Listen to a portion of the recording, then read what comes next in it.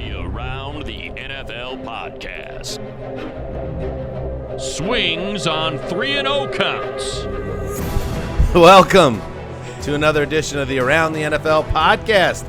My name is Dan Hanzus. I'm coming to you from a room, a virtual room that is filled with heroes.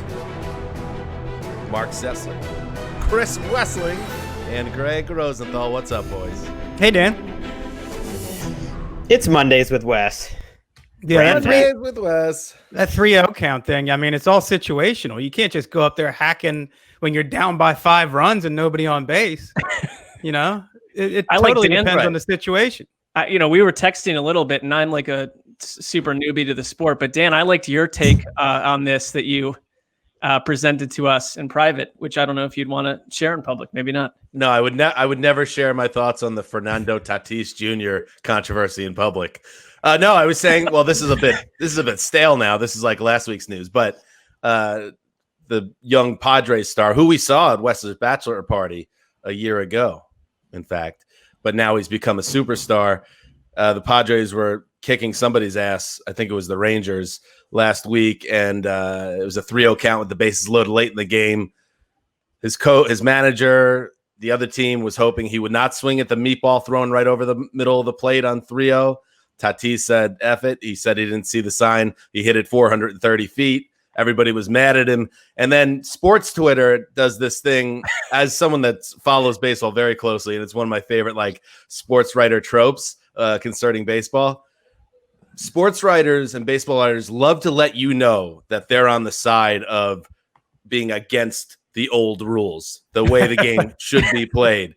And they want that out front, and they want to make sure. I don't want to say who the person was, but there's one person that actually has ties to our company that also does baseball stuff. He took time out from his off day to get on and do a video chat poolside to let it be known that he sided with Fernando Tatis Jr. as well. It's just one of my a funny thing that I've noticed in that realm.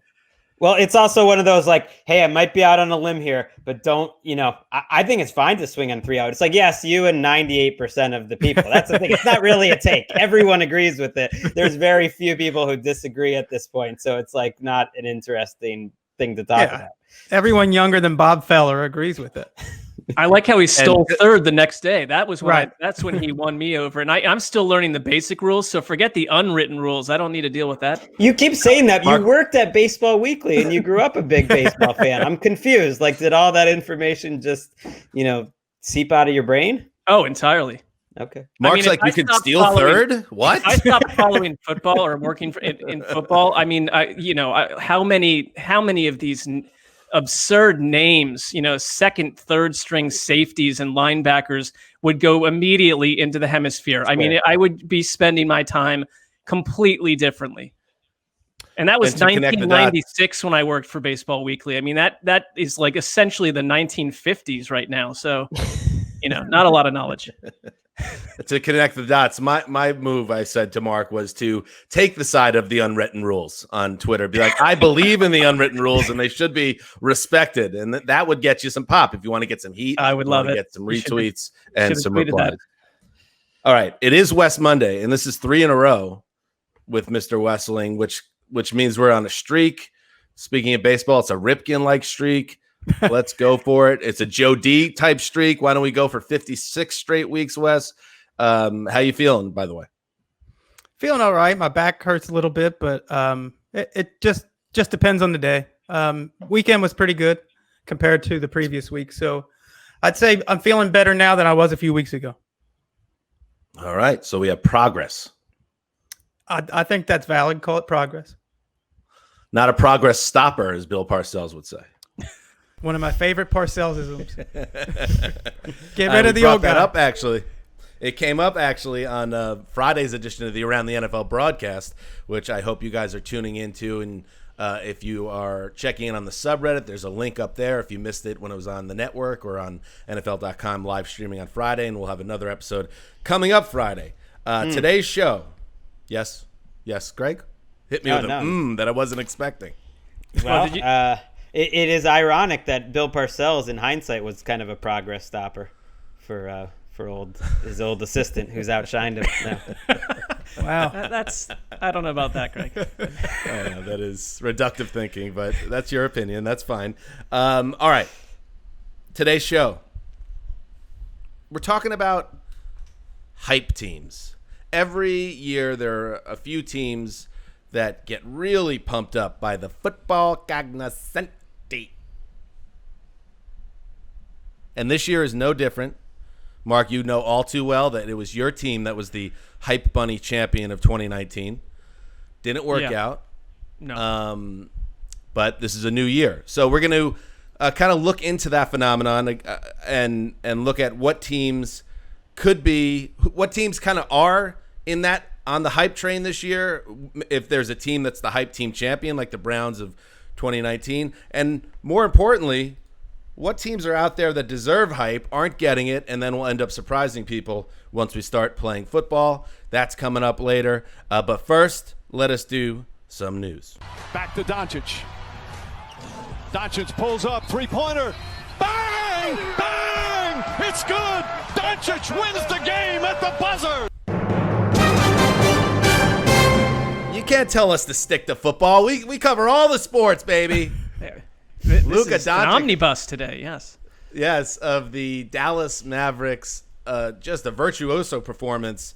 And I texted Wes yesterday after the game. I hadn't been watching a lot of the NBA playoffs to date. It's just been a weird topsy-turvy kind of year, and I hadn't been plugged in.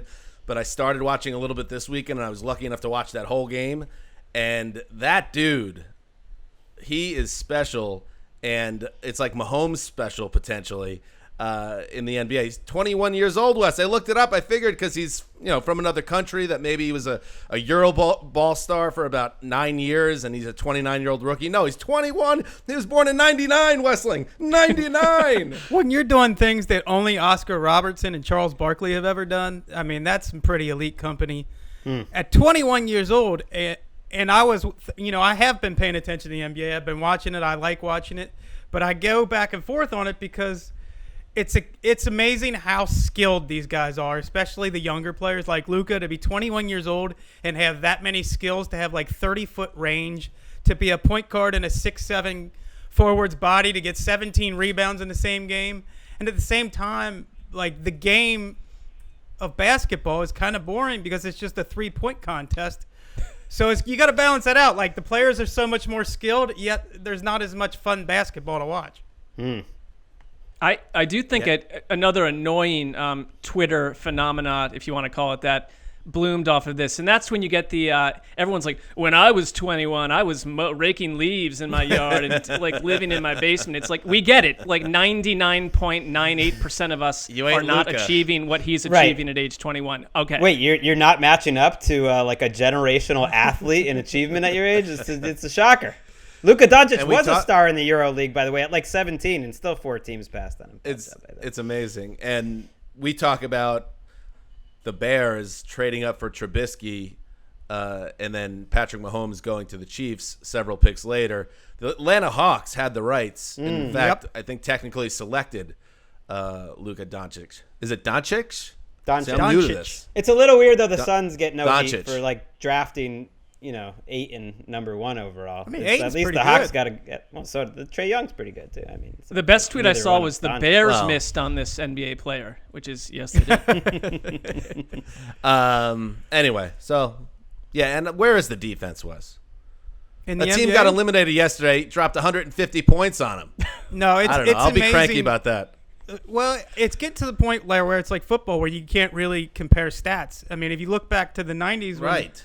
When Jordan's in his prime, and you think about some of those series against the Knicks and the Miami Heat, even the Jazz, final scores are in the 70s and low 80s. And now typical scores in the 120s. Like, you can't compare stats. Yeah, that's true. All right. And ice hockey. Any NHL playoffs talk before we get going? Get Zach Goldman in here to talk a little beautiful game. Hey, anytime you can get the gold standard in, you got to do it. We should do that next off season. We should just have a random segment just hit the listeners out of nowhere. Just Goldman chops it up for 12 minutes on what's going on in the Champions League or wherever. I think it would please a huge chunk of our audience that exists on the other side of the ocean. Ricky, make note of that, all right? Ricky, No. unmute. All right. Ricky's awake. Let's get to it. Better late than never. Oh, Baltimore Ravens, Earl Thomas. You hate to see a divorce. Never happy. They've decided, the Ravens, to abruptly part ways with their 7-time Pro Bowl safety after an on-field altercation with teammate Chuck Clark. This happened over the weekend, and it becomes especially intriguing, Gregg Rosenthal, because the Ravens announced that they had terminated Thomas's contract for personal conduct that has adversely affected the team, and the Ravens, that means, are coming after his money. They're going to expect it to void his $10 million guarantee salary, and you can safely assume the safety will file a grievance. So it's sloppy. Earl Thomas doesn't figure to be out of work for long, but it's pretty wild how quickly it's come apart for him and Baltimore. It wasn't just one incident. It wasn't just the fight with Chuck Clark. You would not cut a quality starter like Earl Thomas just for one incident. And it's the Ravens kind of putting their money where their mouth is, because a lot of teams talk about, well, no one's more important than the team, and it's all about the organization. It's the culture. And it's like, yeah, if a guy's talented enough, people ignore that. But with Earl Thomas, it really was about that, because they don't have a backup. Deshaun Elliott is the guy stepping in. He's played 40 snaps in his career. Earl Thomas played well last year. It's not about the money. They have enough, salary cap space. It's just about that they felt he was untenable. He apparently missed a number of meetings last year. He was fined a number of times, according to The Athletic, during training camp this year. Sounded like he had problems with multiple teammates. And they just decided the risk was not worth the reward, that this guy just needs to get out of our building.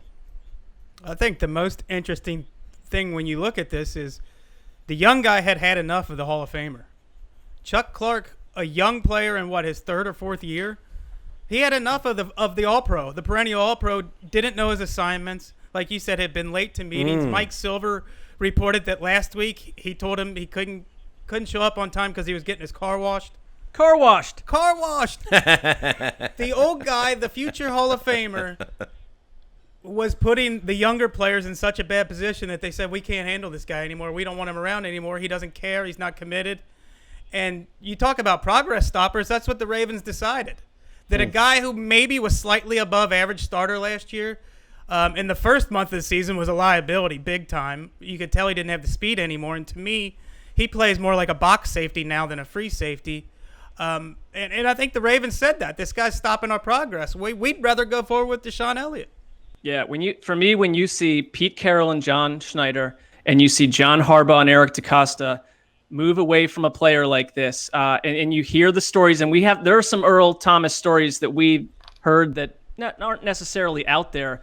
I think he's just been a phenomenal talent, but a different kind of guy, and not necessarily, obviously not like a locker room glue guy. And the Ravens to me are one of those teams where if they get stuck with all this dead money, because the NFLPA will have to go through and deal with this, because I think it's interesting. It's not just, you don't just fight for Earl Thomas in this, because there was a leadership council of players and others in Baltimore that made the decision, we don't want this guy on our team anymore. So it's complex. The Ravens, to me, as a Browns fan dealing with them year after year, they are their culture is real, and Earl Thomas was getting in the way of that, and I think it's a tremendous statement to the rest of the roster to say we're not putting up with it. I don't know if you guys noticed this. It was one report. I don't know if it was Schefter. I apologize for not citing who it is, but there was some talk, and you've heard this in different areas, as Mark's alluding to. Earl's Earl. Hey, that's just Earl being Earl. And that's the old Damashek or Adam Carolla-ism. When people describe a guy that way, well, might not be the best dude to deal with. Well, might not be a great locker room guy. Might be tough to deal with. And it's also something where, like, okay, there's one thing when you're a young player coming up and he was not the leader in that locker room, and maybe you get away with kind of being a loner. It's a different thing when you're getting paid a lot of money, you've been there a while, but you're the new guy. And he had he had the off-field issue this offseason where his wife was arrested, for threatening him with a gun. So you do worry a little bit about Earl Thomas's well-being, seeing some of his Instagram posts and something, and that has to be something that any team that signs him thinks about. Well, yeah. Also, the fact that 2 Super Bowl contenders, 2 very well-respected organizations have thrown in the towel on him now. You also had the middle finger thing with Pete Carroll a couple of years ago. I don't know if teams are going to be lining up for Earl Thomas at this point. He'll get a job, though. He was playing pretty well by the end of last season. For what it's worth, PFF had him as like a top 5 in terms of coverage. Did not a lot of big-time plays, but he was pretty solid. Someone will give him a job, whether it's the Cowboys, Patriots, I don't know. Someone will give him a job. I mean, the other thing that stands out to me is when he was on the Seahawks and walked over to the Cowboys locker room in his uniform, shoulder pads on, holding his helmet, and said, "Come get me." I mean, it's just, you're going to have – that's great. So he is going to get a job. But is he going to change from this location in Baltimore to the next? I don't think so. I think you're going to get more of the Earl Thomas effect than less. What is with tiresome but talented safeties telling Dallas to come get them? Jamal Adams did that a month ago or so as well. It's weird. And speaking of the Cowboys, Mike McCarthy said he has discussed signing Thomas with VP of Player Personnel Will McClay, that according to Rap Sheet. So keep an eye on that. I bet that's where he ends up. It always felt like that's where this was going to end up. Eventually, we'll see if it happens. Next up in the news, Peter King, longtime scribe. I mean, when Peter King decides to retire, people are going to throw some bouquets at his feet as one of the greatest to do it. And he'll deserve it, in my opinion.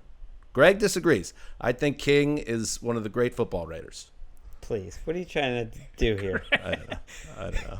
I used to, a former coworker. Trying to get a rise out of you. A former coworker. I've mentioned this on this podcast. He would give me a drive back from Stamford, Connecticut, back to New York City every Friday evening from NBC Sports Channel. What a guy! Doesn't have to give me a free ride in his nice driven car. Don't you see what I was doing in my own kind of way, Greg? I was just teeing you up to tell that story again because I know it brings back warm memories of your days as a rising fantasy writer in the industry. Yeah, before it all came crashing down. Is he unwilling to take public transportation? Who's driving into New York City from Stamford? Put me on a train. I'd get in a car accident in New York City in about 4 minutes. No, you know how John Madden wouldn't fly? He hated planes. Peter King hates trains. So well, he does write about taking trains like all the time. Well, so this is a tough I got something for you.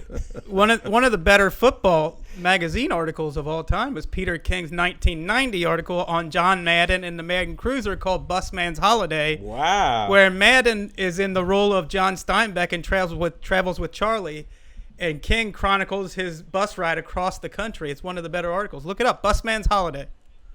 Dig it up. Bussy. Hey, Bussy! Yes, certified. Anyway, Peter King, this time of year, he travels around the country visiting camps. He spent the week at Chiefs training camp, and Peter King wrote, "Draft Clyde Edwards-Helaire in the first round of your fantasy draft. Believe me, you'll thank me for that tip on the LSU rookie." This came after King observed what was going on over there and also had a conversation with Brett Veach, another guy that Greg once had issues with, the Chiefs general manager, who said that he's, quote, on pace to have a big year to be our primary ball carrier. Well, by the time I left Roto-World and Greg was at Pro Football Talk, we had a point and laugh at Peter King rule whenever he dispensed fantasy advice. Ooh. I think it was probably after he told everyone to draft Danny Warfel at quarterback. After he told everyone that Eddie Royal was going to catch like 90 passes for the Chargers and draft him. Anytime there was like a 4th or 5th receiver that nobody would ever touch in their draft, Peter King would tout him as his fantasy pick. So I just want to put that out there before saying this. I think that most of the fantasy industry had already arrived at this decision when Damian Williams decided to pack it in for the year, that if you're going to be the number 1 running back in this offense and you're built like Edwards-Helaire to be that guy who operates in space and makes people miss, of course he's going to be a first-round fantasy pick. Louis Riddick beat him to this take. The ESPN Monday Night Football announcer said he'd take him number 1 overall.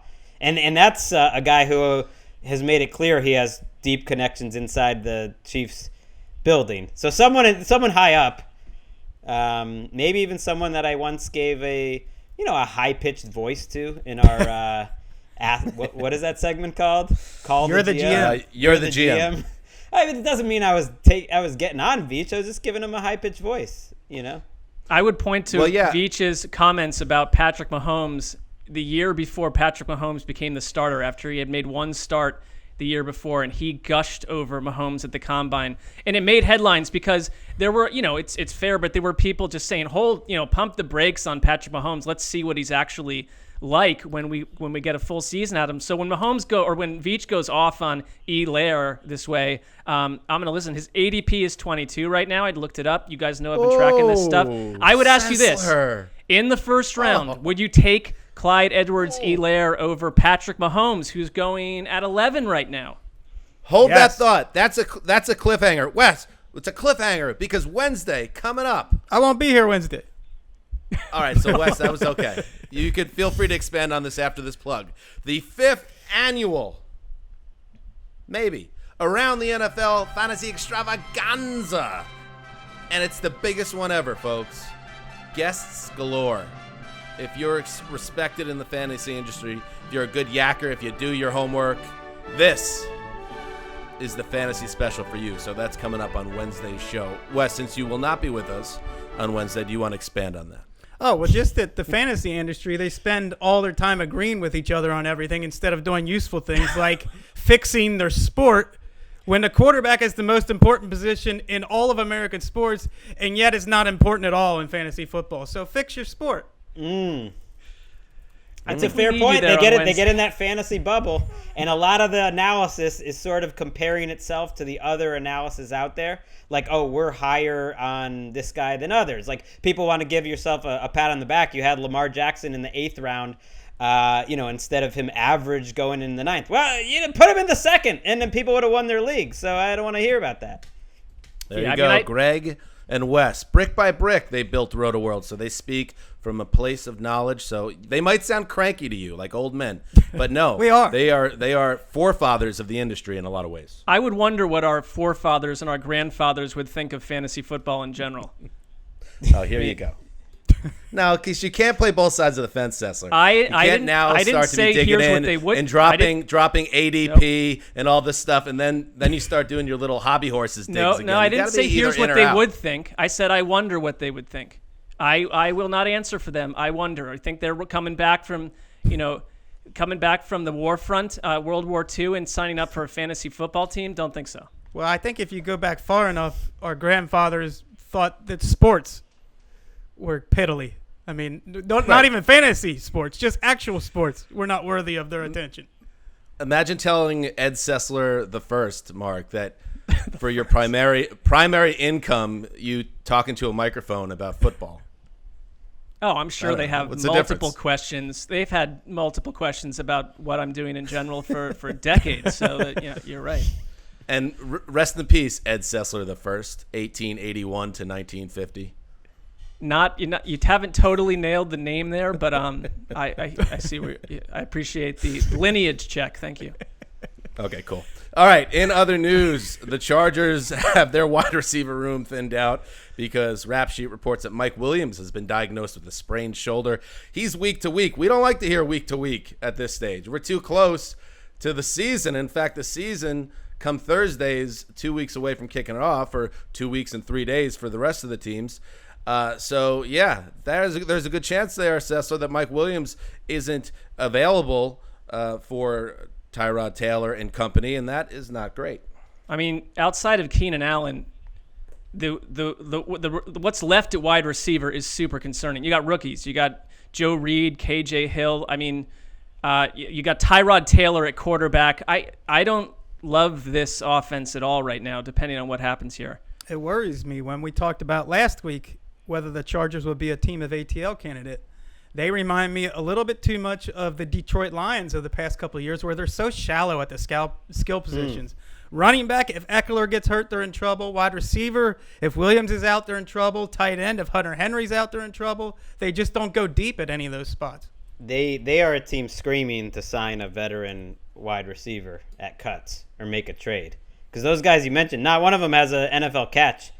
I asked Daniel Jeremiah, buddy, who he thinks would even start for this team. He thinks it would be KJ Hill, who's a rookie late round pick because he looks pretty polished. But I mean that's pretty grim. They need to make a move, and because Williams and Keenan Allen have both had their issues with injuries over the years.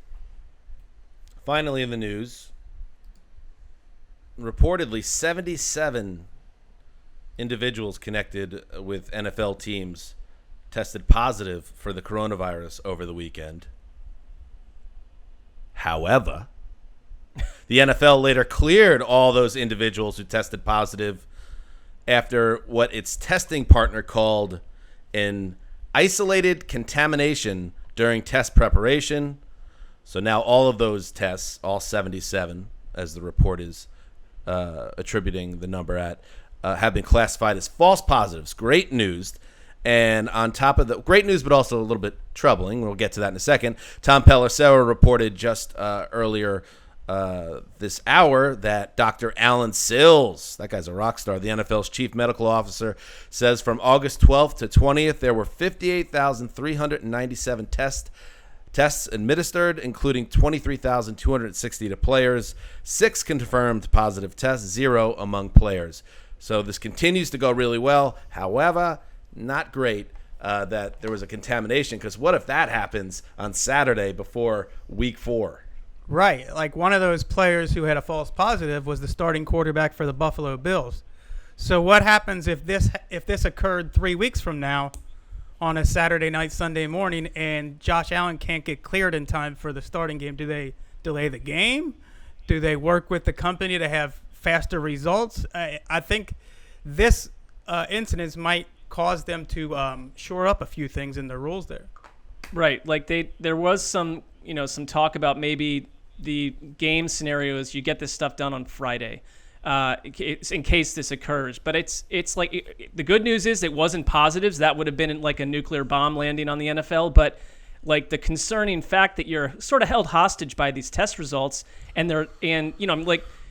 along with Josh Allen, Kevin Stefanski tested positive according to this, and he didn't have it, and they missed practice. The whole team did a walkthrough instead of a padded practice, which some of these programs can't afford all that to happen. And I don't know. I mean, you're just rolling the dice, and whenever it lands on a 20-sided Dungeons and Dragons dice, it lands on 20, you're banged. So it seems like the system working, though. It seems like the system working. Obviously, you don't want this to happen, and you hope nothing this widespread would happen again. But that's good. Everyone was playing it safe. Like if the Bills lose a game because it goes wrong because of testing, you lose a game. It's like, or you delay the game. It sounds more right, likely. but that wouldn't be everything's going fine if the Bills lose a game because of testing. I'm just saying, in the scheme of things, the fact that everyone, like the Browns, got their practice delayed from 8 a.m. to 2:30 p.m. It's fine. It actually seems like it's a system working where like they're not trying to cut corners, and this was not ideal. But the whole point is to just prevent an outbreak. And as long as that's like not happening, I don't know. I mean, I guess I'm not that worried about like teams getting one game delayed or even like some competitive disadvantage where you like lose a game. Well, I think the good news is that, I mean, even after all these positives rolled in, like I think the teams themselves knew something was suspicious. We were, if you're tracking on Twitter, you weren't buying that they were all positive, an hour into it, because how successful it has been with the low percentage of positive cases. But that is a thorny sideshow if that occurs 6 times over the year. I wouldn't shrug that off. This is one of my favorite of Gregg's infamous "Who cares?" I mean, you're saying if there's a false positive and the starting quarterback misses the game and they're at a competitive disadvantage, it doesn't matter. I'm not if Josh saying it Allen doesn't matter. actually I'm has saying COVID and misses, the process okay, to which fine. this all happened is totally understandable, and it's positive. Like it's a good thing, and that's it. Like they would, I'm sure they would delay a game if they thought there was any chance that it was a false positive. But the process that this is all happening is what we want, right? I just can't imagine telling a Bills fan, "Hey, we made you sit your quarterback even though he doesn't have COVID and you lost the game. Just deal with it." Hey, newsflash this year. Yeah, there's more important things than your team winning. Of course, but I think like that's not a small thing. Whether he actually has COVID or not should be the determining factor whether he can play. You would think they'll learn from this. You've brought that up several times during this crisis, Gregg, that like ultimately who cares? It's small potatoes, but within this miniature world, it's a huge deal, even if within the bigger scope. I'm not saying who cares. I'm saying the matter. process is what like we're looking for to work. And it seems like it worked here. Nothing really bad happened. No one was put at any risk, and all the teams were back like within 12 hours. So it just doesn't seem like it's too big of a cause for alarm. As Mark said, they should tighten up some things, and I think the testing is primarily going to be on Fridays to avoid something like this happening anyways. Can I, because I spent all my time with a 9 and 8 year old, can I ask you, what does small potatoes mean? What would be why is something small potatoes versus a normal sized potato issue? I don't have the etymology for you. It's a weird. Does it maybe make in more the sense at context another of time? maybe in the context of a big dinner plate. That's how I picture it. And you got a big, delicious piece of steak and maybe some delicious greens on the side next to that. And then, some small potatoes on the plate. And it's like, we're not going to focus on that because it's not nearly as important as the other stuff on the plate. Well, it's also the title of the 30 for 30 on Donald Trump in the USFL, right? Small potato. That's what he said infamously of the USFL after it folded, after he helped to spearhead moving it to take the NFL on head-to-head, and then the league promptly folded. He kind of washed his hands of the league and said it was small potatoes to start with. I've got an update for you. Enraged people. Ooh. Yes. Dating from the mid-19th century, the phrase suggests not bothering with undersized spuds while harvesting or buying the vegetable. You need those big ones, or else just get rid of it. Yeah. No, it's like real men, farmers, men of the earth. All right, that's what's happening in the news. What an informative, well-rounded episode of the podcast so far. I've learned about all the major sports, just about, hockey accepted, and now I've learned about the small potatoes background. What a ride. And we're just getting started because now let's talk hype. And I will give a little hat tip here to Kevin Clark over at The Ringer, who wrote a piece last week talking about hype and how people often hype up the wrong teams and how that happens and why that happens. So it just gave me the kernel of an idea. And I thought one way to kind of take that thought, the thought of hype, and then spin it in a different direction is actually try to figure out who these teams are as we approach week one. So I kind of was going through the teams, boys, and trying to figure out, first of all, who are the teams that are getting kind of, if there's a hype champion, and unfortunately, Mark, the Browns were last year, and then it did not work out for Cleveland. In fact, you could say, and I think Clark wrote this in his piece as well, the 2019 Browns and the 2011 Eagles, the quote-unquote dream team, which, by the way, Vince Young said dream team, which I think that always kind of got buried a little bit. Vince Young, who was, I believe, a backup quarterback at that point, he's the one that said it, and then people attached that to everyone in the organization. Maybe not so fair, but that was the other team. Everyone said, ticket them to the Super Bowl. They bombed as well. Those are the two, I think, biggest hype teams. Does anybody else have another monster hype team of the past 10 years that jumps out to you that fell on its face? This year's Tampa Bay Buccaneers.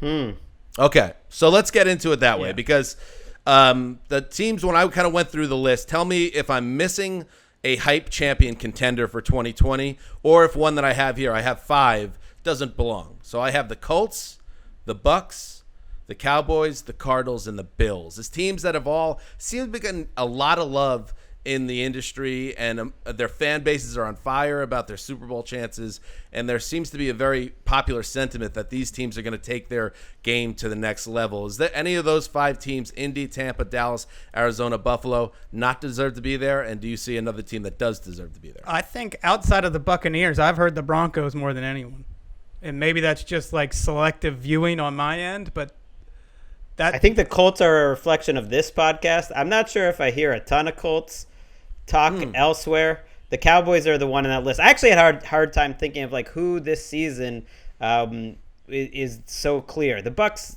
sure, in terms of media attention. I don't know how many people are going to be picking them to win the division, even though against the Saints. I guess we'll find out. But the Bills make a lot of sense to me. The Cowboys make a lot of sense to me, and then the Bucks certainly fit. The Bucks are in their own category. I mean, I find the exercise a little tough because we're talking about this. I think it happens because you're talking about this stuff nonstop when the league is in stasis and not a lot is really occurring. And then camp starts and suddenly the teams that looked hot have 12 injuries and they're off the list. But the Bucks have been a beeline from start to finish. Yes, why not? I'm with you on that. And it makes sense. They're a team that finished strong defensively last year, that everyone kind of agreed that Jameis Winston was killing them. And certainly with the turnovers, you can make a strong case that was the case. And then they go and get Tom Brady and Gronk. The recipe is all there. So I would say yes, that they feel like they might end up being the 2020 hype champions. And Arians has coached some hyped up teams that came through. I mean, with the Colts and then certainly with the Cardinals. I think Arians being there gives them a sense of professionalism and like that they actually could be legit in a way that a lot of hype teams maybe don't have, where I'm actually, you buy into it a little more when you have Arians and Todd Bowles who have worked together and have some skins on the wall in the NFL. Right, where that Eagles team had Vince Young, as you said, the Browns team from last year had a second-year quarterback and a coach that apparently never took notes or game planned. So, I mean, you like the makeup of the Bucs a little bit more. Somebody remind me, was Vince Young their starting quarterback in 2011? No. He wasn't, right? No, but I would say that even though he's the one who said it, there was nobody on the Eagles saying this guy's nuts, this guy's crazy. Everybody, right. He kind of captured the spirit of what It was everybody basically, was saying. we were already good. We signed Nnamdi Asomugha. Right. Vic had, a little flirtation with the MVP award. We're gonna fly, but no. This was before Nnamdi Asomugha was eating lunch alone in his car, and the locker room was falling apart at the seams. Exactly. They went 8-8 that season. All right. It's amazing how we think of Nnamdi Asomugha now versus before that season. He was mentioned like he was Darrelle Revis. He was for 2 or 3 years. Right. And he was thought of as a guy who was going to be in the Hall of Fame. I mean, I think of him now as Mr. Kerry Washington. There you go. Having a pretty good Hollywood career as an actor, which is, pretty rare that you pull that off. That was Mark and I's second season at NFL, and I remember that was when the Jets and Rex Ryan were at their peak. The Jets were said to be in the driver's seat to get him, and everybody was going nuts about Nnamdi and Revis in the same secondary. And then he went to the Eagles, and he did not, in addition to his issues with teammates, he did with lunch and loneliness. Man, we've all been there. I don't know. But I wrote that article, I remember. He didn't play well. All right, so let's get into now.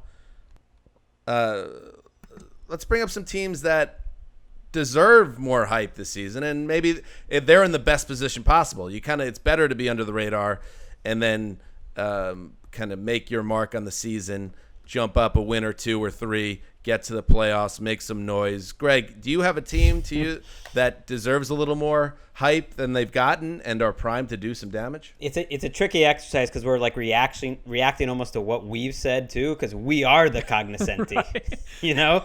But I do think when I thought about it, what I tried to think about is what team has a chance to be in a conference championship game that really no one is thinking about in that way.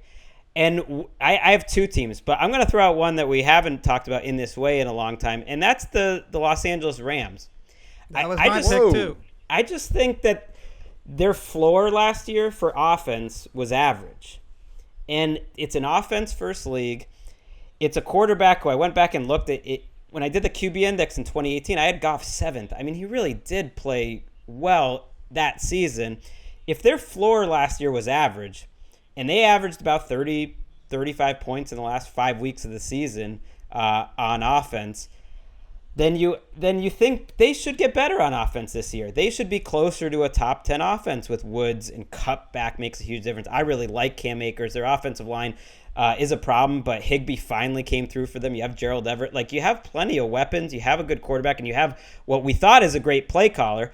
Then you go to the other side of the ball, and you have superstars. You have Jalen Ramsey and Aaron Donald to build around. You have a secondary, which I think has some promising players. Troy Hill played well. John Johnson's been good over the years. Really, their safety combo is one of the better ones in the league, potentially, with Taylor Rapp, if he can play well. And to me, there's a lot there, and there's sort of an organizational success that I've seen in the past that, hey, a little like the Seahawks going into last year, if your bad season's 9-7, I'll give you a chance to win or 11 or 12 games. And they're a team that, because of the losses and because of how last season was disappointing, I feel like we just haven't talked about a lot this offseason. I'm with you, but I think that Goff was a different player behind that offensive line last That's year. the question, is the line. They didn't do much to address that. Right. Their run game wasn't the same. I mean, I think this is the most interesting Rams team in Los Angeles for me, because you're basically, this is sort of not a rebuild, but a reload with new players, and Sean McVay, the luster dimmed a bit last year. I think that's all just perception. I mean, I think he's still the same coach, but everyone looks different when the offensive line's not functioning. Yeah, this is a team I had at the top of my list too. You mentioned Sean McVay's lost some luster. I still think every bit as highly of him as I once did, and I was reading an old article where the year after Jeff Fisher left and McVay came in, Les Snead was hoping the offense would go from about 32nd to maybe 20th. And McVay kind of looked at him with a sparkle in his eye and said, "Really, that's it? You think we can only get to 20th, huh?" And they were top 5. They had one of the most dramatic turnarounds ever. And it's just that confidence that McVay has, just that innate confidence that he's smarter than the other coaches. I buy it. I think he's still got it. And this year he doesn't have to spend the games handing off to a guy who can't make people miss. And I think that is a media construct on some level as well, that McVay 3 or 4 years ago, he was what Kyle Shanahan is now, where everyone was just raving about how he's the future and no one sees the game like he sees it. And 3 or 4 years from now, Kyle Shanahan will be where McVay is now, and somebody will be talking about some other guy. I think that's just the nature of it. So I think it's good that we're being responsible about this. Sean McVay is still Sean McVay. There's no reason to think that he can't cook up a great offense. Let me throw a team from the AFC out there. It is the Pittsburgh Steelers. Oh. And I know that feels – I'm sorry. That was mine. Well, feel free to tag team. They are a team that were so great on defense last year, and it's incredible that they almost made it to the playoffs with Duck Hodges and Mason Rudolph, who were hysterically and historically terrible Yes. to me. Like, after Big Ben ripped up his tendons in week 2, and from week 2 on, the Steelers had 2 games where they had more than 200 yards passing. 2! This is 2019 NFL. And while that was going on, while that offense was hitting the wall and James Conner on top of that was battling injuries, and defenses were stacking the box because they knew that there was no quarterback that could beat them, and it was just a train wreck, the defense evolved into one of the best in the league, led by a trio of superstars, and Devin Bush, who hit the ground running, Minka Fitzpatrick, great trade, TJ Watt, who is a defensive player of the year type player. So you factor in that, the great defense. You factor in the schedule, which is the second easiest in football. You factor in Big Ben Roethlisberger being back, and the idea that, okay, maybe he's done. Maybe at this age he's done. And if he is, or if he gets hurt again, they didn't do a good job with the quarterbacks upgrading that room. They put too much faith in Big Ben staying healthy. But okay, a lot of you could name 29 other teams that will go down the toilet if their starting quarterback gets hurt. Big Ben's one of them, and the Steelers are one of them. So I'm saying Big Ben is kind of Big Ben-ish. He doesn't have to be his best version of himself, and just that leadership and that ability at quarterback will make them a better or an average or even very good offense. Pair it with the defense, and this is a Super Bowl level team. And people aren't talking about that because people are just dwelling, like Aditi said on Friday's show, the network show, oh, is Big Ben skinny? Is Big Ben fat? Can he throw spirals anymore? Big Ben doesn't have to be a superstar. He just needs to be pretty good, and this team is going to go deep, deep, deep into January. I think part of the problem for Pittsburgh is, we just remember what happened the year before, and so there's that. They were 8-5, by the way, and that was when I was thinking Mike Tomlin is a coach, my type of coach of the year candidate, because of what he was coaching around to get them to 8-5. Then the wheels just fell off, and it's not a surprise that they did. This, to me, is an issue with the fact that you're in the same conference with the Chiefs and the Ravens, who are superpowers. And it's like, how do you get past those guys if you want to make an argument for Pittsburgh? But they're always there if they're healthy. And I that was my pick, too, right out of the gate. And I think guys like Deontay Johnson, he's going to be – I could see a huge leap from him. And, Aditi, who was on our Around the NFL broadcast on Friday, she kind of ended my my season. With her whispers, because she went to Pittsburgh's practice, and we had her come on to talk the whole AFC North, and she went to Cleveland's, and I don't think that she really, because we were running out of time, she didn't really get to say what she wanted to say at the end there, which was that the difference between how those two teams were practicing right now was so stark and so night and day that it honestly, I have not escaped that conversation in my mind since. But I want to put the positive light more on the fact that it's Pittsburgh. It's Mike Tomlin. That was it's so Big mean. Ben. That was so mean of a Dave. Well, you know what? She's being real. She though, knows because you too well. But it's also styles. It's stylistic choices. Tomlin Right. has them tackling to the ground and has them high energy. And there's a lot of leaders. Look, I kind of buy into everything Dan said and what you're saying. So I'm not really arguing. But the fact that they're practicing differently, there's 25 other teams that are doing no tackling at all, that aren't going to run like the crazy practices that Tomlin does. That's their style. It works for them. I don't necessarily like the Rams are the complete opposite. The Chiefs are the opposite in some ways, and I don't know. I wouldn't be too worried about how quiet practice is. I am going to get too worried about it. Trust me. This is me, not you. I'm freaking out about it. So. Oh yeah. Yeah, and I guess the other part of it is Didi also mentioned that the Ravens are much, much better this year. We'll see. Listen, they went 14-2 last year. Right. And I know they flamed not gonna out be better. in January, but it's way more likely that they probably are an 11 or 12 win team or even below that if you just go off, history. What it tells us, which Wes often is Instructive. Yes. Good out of division schedule though for that. I think sometimes you look Yes, at the division yeah. schedule and you think, well, what divisions can sneak 2 or 3 teams in? That's a concern with my first pick, the Rams, because that division, the NFC West, is really tough. AFC North, the division's pretty good, but out of division, you play the AFC South and then the NFC East. You get the Washington football team. You get the Giants. I like them piling up some wins out of the division, both the Steelers and the Ravens and the Browns for that matter. Can I offer a quick one, and I won't go on and Yes. on about it?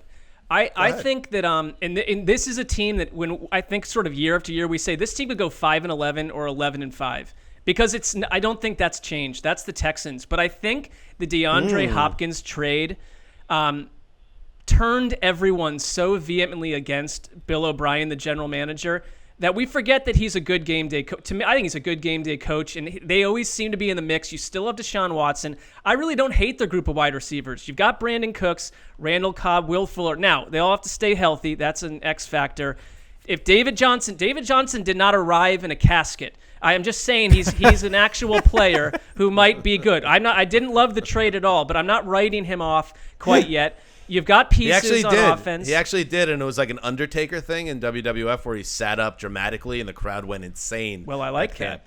See, I like that. Then he understands the perception, and he's saying, don't put me 6 feet under quite yet. I just think the Texans, if they were in the Final Four in the AFC, I wouldn't be surprised at all if they snuck into the AFC Championship game. Not surprised at all. I like your premise here. I think people are way too down on their offense because of losing that big name, DeAndre Hopkins. I mean, not just a big name, a great receiver, but like you said, still an above-average wide receiver core. David top Johnson, 5 if he's quarterback. healthy, could top be good. 5 quarterback right top now. Top 5 quarterback, the best offensive line they've had there in years. To me, the problem's on the other side of the ball, and they haven't fixed the secondary that's just rotten. But I agree with you on their offense, and they should not surprise people if they were right back in the mix of things as they always are. Maybe they could get Earl Thomas. No, I would put them in their own kind of category, and maybe you could. I just think Earl Thomas is trouble. I don't know, I but got Dan on that one. maybe you can put them in a category of teams that have a high floor and a lower ceiling. To me, they exist in kind of this realm where I can kind of see them going 8-8 or 10-6, and not really too much in either direction outside of that. And I don't think they could sneak into the AFC Championship because I don't think you really can. First of all, sneak into the conference championship game often unless you have a bye, and I don't see them as a team that wins multiple playoff games. I don't know. I just think they have a roof. The ceiling is the roof, as Michael Jordan once said. I agree with both of you on that. I got one team I think that's got championship roof, but a lot of things got to go right. That are not a lot of teams that people are talking about right now. The Eagles are as under the radar as they've been in a long time. Probably since Doug Peterson took over, maybe since that Sam Bradford, Chip Kelly year, maybe even further back. And they have a decently low floor, but they've been as injured as any team in the NFL the last couple of years. They've still made the playoffs. They still won that division over Dallas without anyone healthy at receiver at the end of last year. And I do think they're kind of a boom or bust team that could go 7-9 or 8-8. But I do think they have Super Bowl upside. They have to have a lot of things go right. They already lost Brandon Brooks, but if Dillard, their first round pick at left tackle, plays like a first rounder, you got him and Lane Johnson, and Peters playing guard. Like Kelsey's still there. That could be a really good offensive line. On the defensive line, you got Malik Jackson back. He's supposedly looking good. You still have Graham. You still have Fletcher Cox.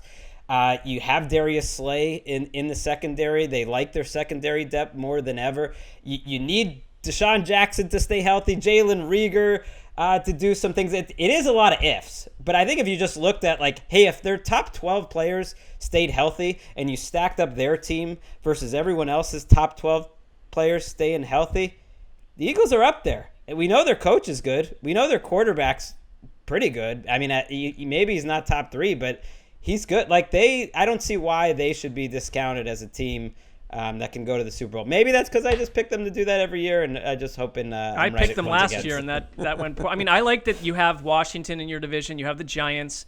That's going to help. It's not a dog eat dog division, but they're also playing the AFC North. They got a first place schedule. I mean, it could be thorny. I don't know if they're going to get a bye. I mean, they're only one team does now, but I mean, the road to get to the conference championship will be tough. This isn't fun because there's no way to predict it, and even if you could, that would be a crappy thing to predict as well, even though, Mark, you've been known to do it. But injuries play such a huge part in this. Like, when you're trying to figure out who that team is going to be, and this from Football Outsiders via the Clark piece, that they've been tracking adjusted games lost since 2001, says that metric shows that injuries are higher in the past 6 years than in previous seasons.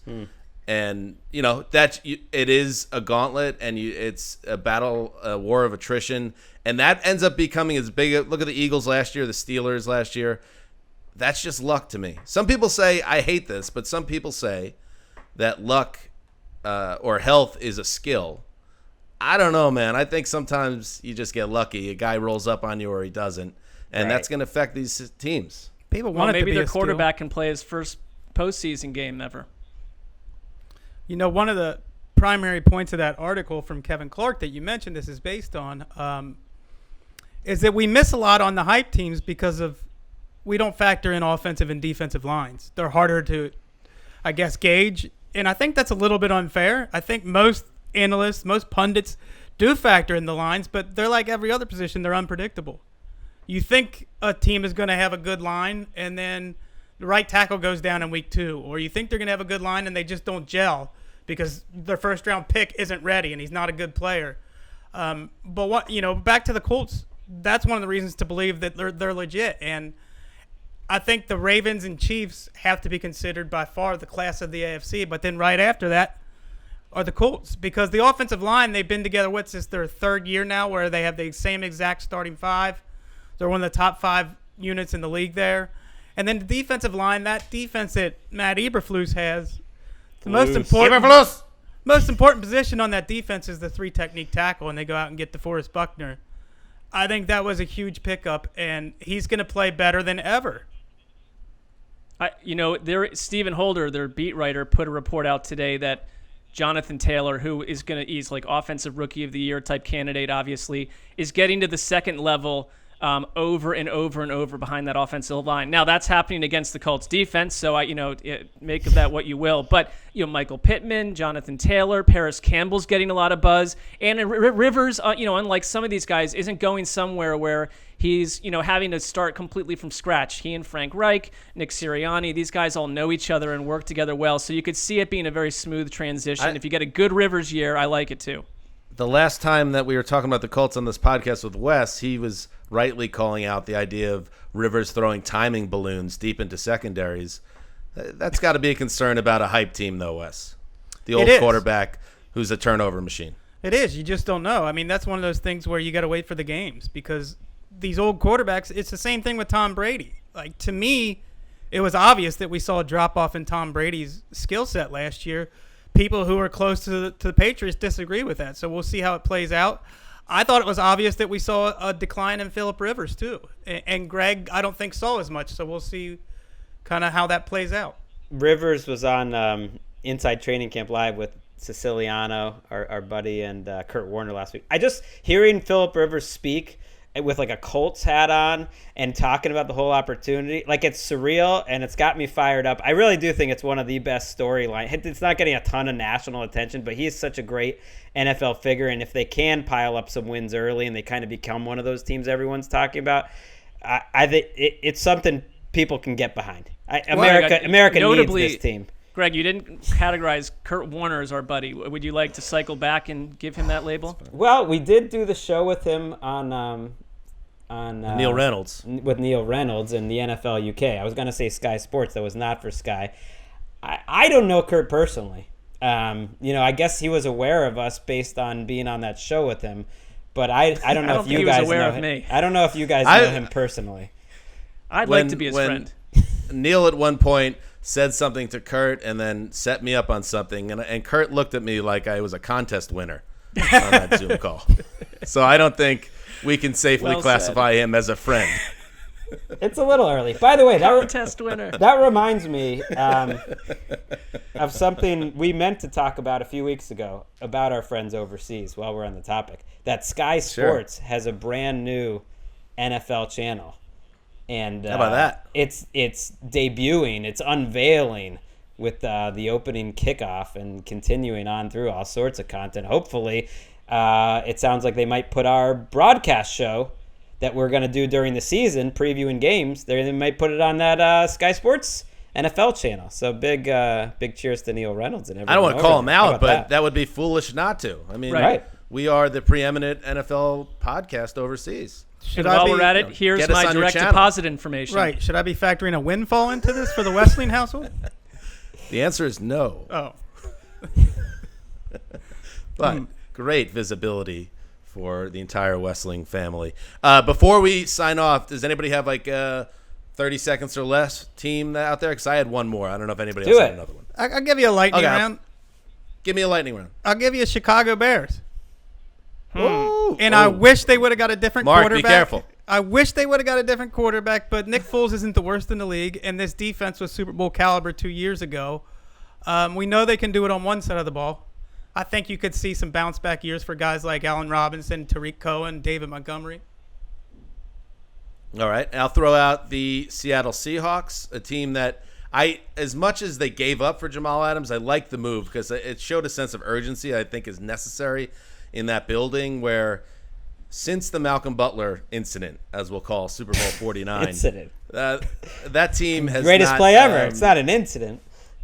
They won their division once in those 5 years. They've not been to the title game in the NFC since, but because they have, to me, a top 5 quarterback in Russell Wilson, every year they're in contention. Well, at a certain point, and Russell Wilson's about 30 now or 31, you got to now take that next step and become a Super Bowl contender again. So I like the Adams move, and maybe they could leverage that to take the next step on defense. So that's a team to keep an eye on because I think people are so used to the Seattle Seahawks going 11-5 and playing a playoff game or two that nobody even is looking at them as Super Bowl contenders or teams that are a team that's bad that should be criticized. They're just in the mix. It's time to take a step up, and maybe they can with Adams, who's obviously a special player on defense. I mean, look how banged up the Niners are right now on all over the place. Like it makes some sense if you can get out to a fast start and the Niners get out to a slow one. The Seahawks have had a mediocre defense for 3 straight years, so they're getting to the playoffs and winning a playoff game here and there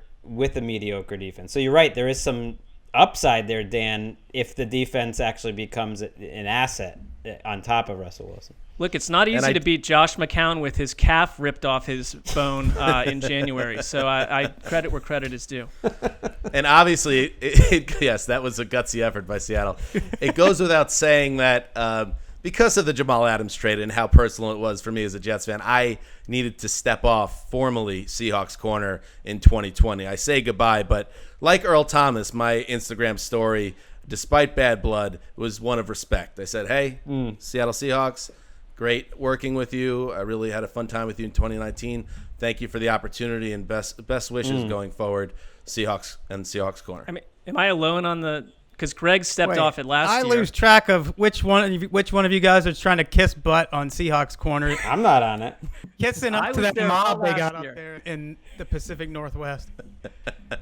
I do like their Oh, Twitter. Wes is gonna get a Mina Kimes DM for that comment, calling the Seahawks fans a mob. I think she's the only Seahawks fan I haven't blocked on Twitter. They're like you, Wes. They're a cantankerous, well-read crew Seahawks with fan? some hot takes. No, yeah. I'm not a Manchurian candidate. They are. They're nothing like me. They don't do their own thinking up there. All right. I'm still on that corner and happy to be there. West a lot of real Mondays. estate. West Mondays delivering once again. Oh, yeah. All right. West Monday was a hit, as it always is. We'll be back on Wednesday, of course, with the 5th-ish annual Fantasy Extravaganza with special guests galore. So you cannot miss that, especially if you're drafting this weekend or next week, as you should. So make sure you tune in for that. And that's it. Anything else, everybody? That's it. This feels like a good jumping off point. Wes, good luck to you this week with everything. Thank you. We love you, buddy. Thank you. Love you, too. I got it this time. Dan Hanzus signing up for the mailman, the old boss, Rick Hollywood. Kill the extravaganza.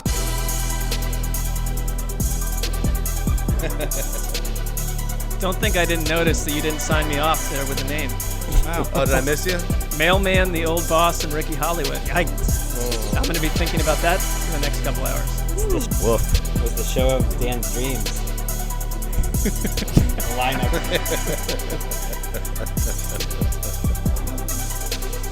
Wait, I said myself? Is that what I did? I think you just, Did you say- appropriately just skipped right over me, which is fine. Oh, I thought I signed off You know. for the old Sessler. I think it would be muscle memory at this point, but it's okay.